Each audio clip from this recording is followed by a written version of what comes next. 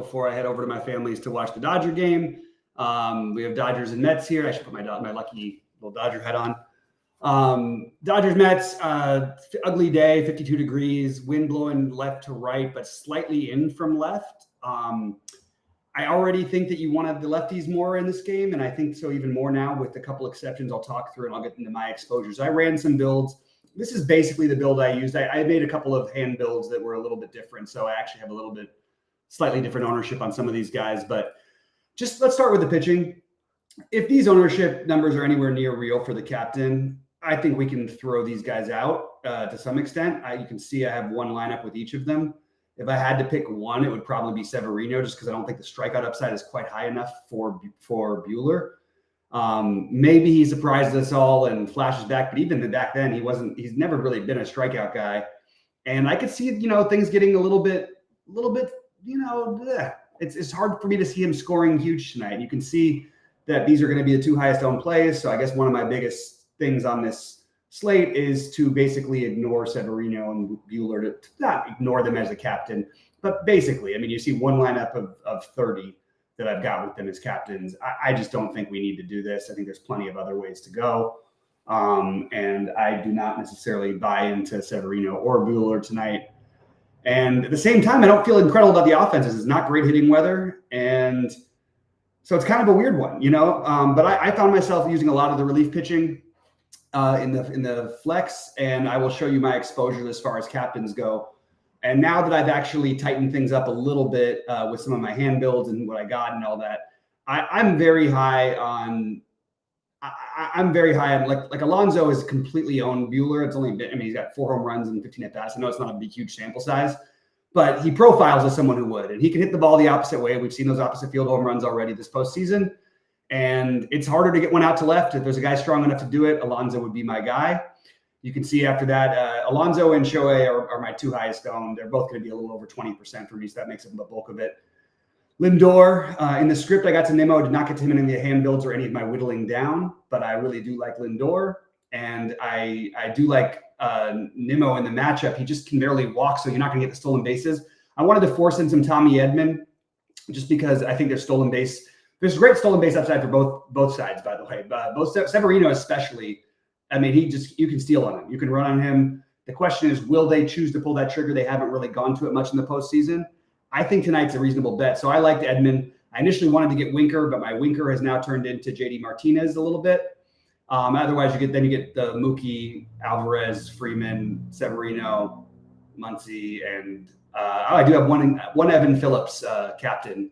A little thin probably to use the relievers as captains in general, but one out of what's going to be 30 is not going to be a huge deal for me personally. So getting into the flex again, I'm very high on Shohei tonight. I think that he's more likely to steal tonight.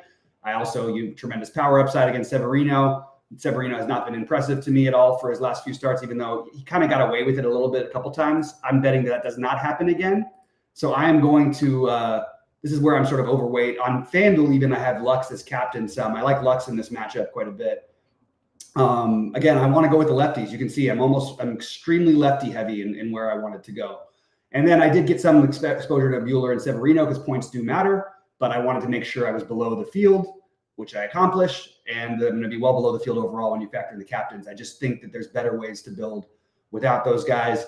I'm sort of playing roulette a little bit with the relievers because that's sort of what you kind of have to do if you're multi-entering in DFS. You can take a stand on a reliever, but I don't think there's anybody I'd feel so strong enough. You can see my highest owned reliever is Reed Garrett, but I've got Evan Phillips, Blake Trinan, Banda, Kopech, Hudson. All of these guys are making it Brazier a little bit, Danny Young, Matan, Diaz. I'm getting look, I don't have a ton of ownership on any reliever, but I do sort of have them spread throughout my lineups, whether I'm using the starting pitcher or not. So that's sort of my strategy of how to play this one. I'll show you real quick what I got on FanDuel and just see if it jives with you guys. This is not, it's in the flex for saving. So for MVP, again, Lindor, Alonso, Shohei makes perfect sense to me. I think it makes perfect sense to a lot of people. They're going to have some ownership, but I think that they are the best captain options. And like I mentioned, I have some Lux, Freeman. I think those are the guys that get overlooked a little bit. And then I have a ton of Muncy in the star position. It might be better in general just to play Muncy as the MVP if you're going to do it. I was trying to think about this earlier, like why wouldn't I end up with more of him at MVP? Because you're sort of betting on him to hit a home run. The odds that his 2 walks in 1 single game get you as the MVP are not going to get there. But I still think could be valuable enough for a star. So I've sort of went back and forth on that. You kind of need someone else to hit a home run if Muncy hits a home run, because literally that's what you're playing him for. You're playing him for that home run upside. And so that's where I got to anyway. As you can see, other than Pete Alonso, we went heavy on the lefties, tried to use a few little cute plays. But that's essentially what I'm doing. Pop in any questions or thoughts of what you guys are doing. I just wanted to show you sort of how I was building today and using my exact stuff. And by the way, I want to remind everybody, we do have the $10.99 free 3-day trial for the SaberSim Ultimate Package. It's got every single thing that SaberSim has to offer. All Sheets' projections, which have been the nuts all season. Goldie's projections, which have also been the nuts all season. You have all my content, all of Rhodey's content, Brandon Cruz, who's the man for NASCAR, a lot of stuff. So I would encourage everybody to check that out. And like I said, I'm going to keep this video fairly short. Unless anybody has anything they want to chime in with, I love seeing you guys get in here. Please give us the like and subscribe and all that. You know, we like to try and do his shows whenever we can, as Sheets proves with his League of Legends and his tennis slates. He'll do it for everything when he can. So I wanted to pop in here and just say what's up to our people. And talk about what I was going to try to do to make some money tonight and see where you guys stood on that, because I feel pretty settled in what I'm doing. And I honestly, actually, now that I look at it, I don't think I have enough. How many lineups did I end up typing in here? I think I ended up not putting enough lineups in. That can't be right, can it? No, I must have the right number here. All right, let's see where we're at with the relay throw. All right, let me just see real quick. Did I get all my 30 in? Yeah, I did. Never mind. I've got my whole 30 in. For some reason, this build, I think, was run. No, that's right. It was run with 30. Yeah, that makes sense. My math was mathing for a minute there, and that always freaks me out. Yeah, this is essentially what I built. You could argue that I should take a stronger stance. It's hard when you're already taking a stance against the starting pitching as a captain, and that's going to eat up more than half the ownership. I think you can afford to be spread out more at hitting, which obviously is highest variance. But even still, I ended up, with my actual exposure, I have 20%. I think I have 22% Alonso and 22% Ohtani, 14% Lindor, a little less Nimmo, and then the other guys I have sort of sprinkled in. Forget Jesse Winker. I know he's not in the lineups today. I just wanted to.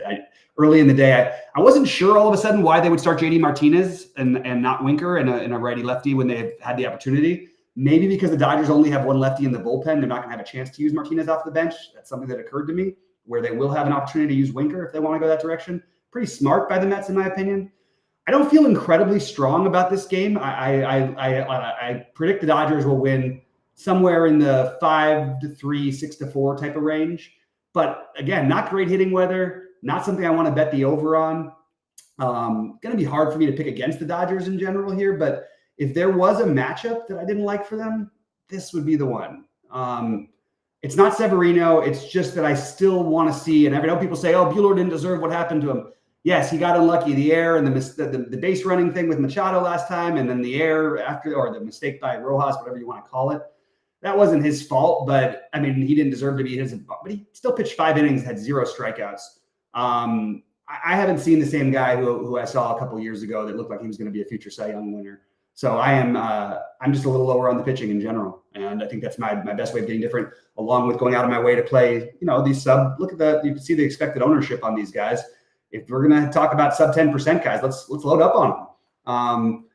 Even if a pitcher gets you 10, all of these guys with one swing can change that. So I'm kind of into the idea of using the hitting in the captain spot.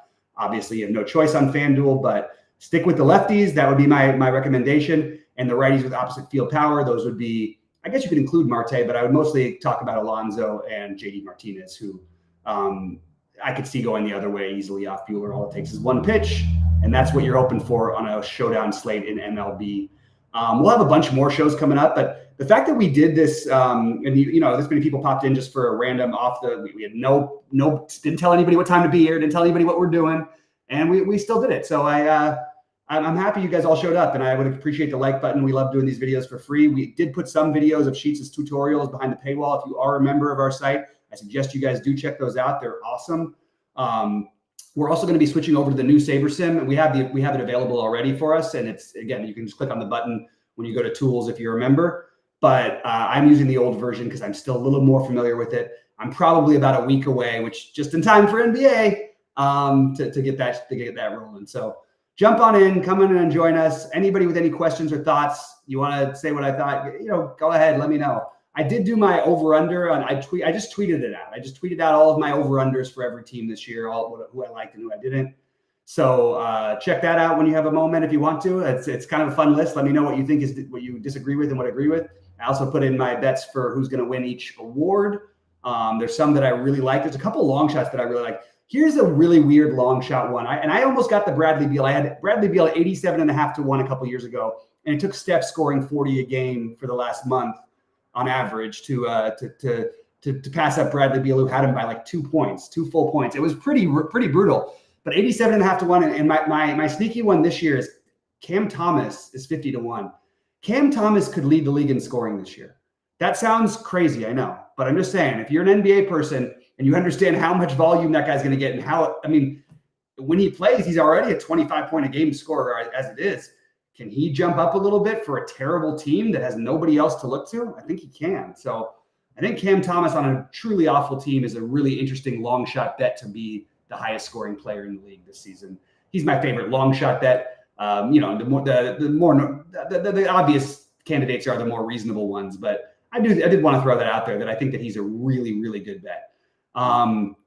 Anyway, so that's pretty much all I have for today. I'm going to go pick up my son. We're going to drive up to my family's house. We're going to go watch the Dodgers, hopefully win.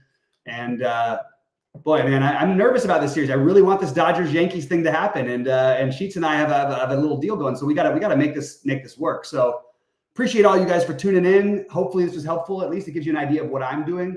Now, what you're doing, you're sort of seeing what the SaberSim has. I just think this ownership on the pitching is just pass. That was my way of getting different. Just pass on the pitching as captain for the most part. One lineup of each of them. Okay, fine, sure. But that's not enough that's nothing significant. I'd like to be overweight all the hitting, and that's where I went. So again, appreciate you guys. Please give us the like, whether you've seen this on Twitter or Twitter or YouTube. Click the like, the thumbs up. I don't even know why I said Facebook. Do people even look at Facebook anymore? The only people I know who look at Facebook live in the Midwest, or they're like my grandmother who's 95. Like, I don't know who else looks at Facebook. Really, where is this coming from? I know this is not really on topic, but not a whole lot to talk about on a 1-game slate. So not using any pinch hitters tonight. Just going to roll with the guys we've got. And then, as I mentioned, more than half my lineups have a reliever in it. And only half my lineups combined have Severino or Buehler, and that's all in the utility for the most part. As you can see, I'm below the field on them pretty much in all facets. I really want to bet on the hitting, even though I hate the hitting weather.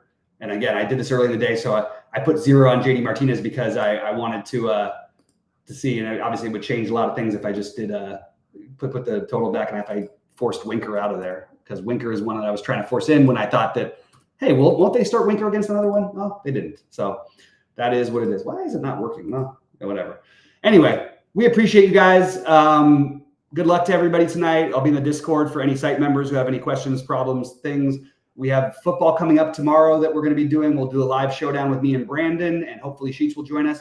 We will do an NFL first look for week 7. Should be a wild and crazy week. There's a lot of moves. There's going to be some questionable value would be a nice way to say it. Some interesting value, but definitely some value that you're probably going to want to take. And about 4 or 5 really, really good games to target. So should be a fun one. We appreciate you guys very much.